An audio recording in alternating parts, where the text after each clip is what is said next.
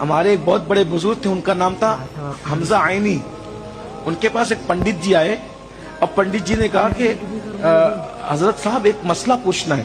علامہ حمزہ عینی ماریروی سے کہا ایک مسئلہ پوچھنا ہے. بولے آپ کے یہاں یہ عقیدہ ہے تقدیر کا کہ دانے دانے پہ لکھا ہے کھانے والے کا نام، تو یہ بتائیے کہ اس دانے پہ کس کا نام لکھا ہے؟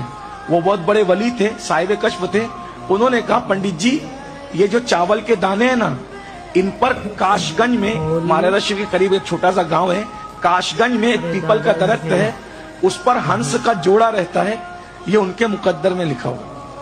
پنڈت جی نے ایک مسلمان ولی کا مذاق اڑانے کے لیے ایک ہنسی لی اور اس کو ڈال لیا منہ میں. یہ سچا واقعہ ہے. آج کل پڑھے لکھے لڑکے ان سب چیزوں کا بھی مذاق اڑاتے ہیں، لیکن ہم لوگ روحانیت سے تعلق رکھتے ہیں، ہم اس پہ ایمان رکھتے ہیں کہ اللہ اپنے دوستوں کو بہت نوازتا ہے. تو بہرحال تو اس نے منہ میں ڈال لیا اور ہنسنے لگا. دیکھا آپ کی تقدیر کا عقیدہ تو ختم ہی ہو گیا. آپ کہتے تھے تقدیر میں جو لکھا وہی ہوگا، میں نے تو کھا لیا نا ان ہنس کے حصے کا رزق اس بزرگ کا.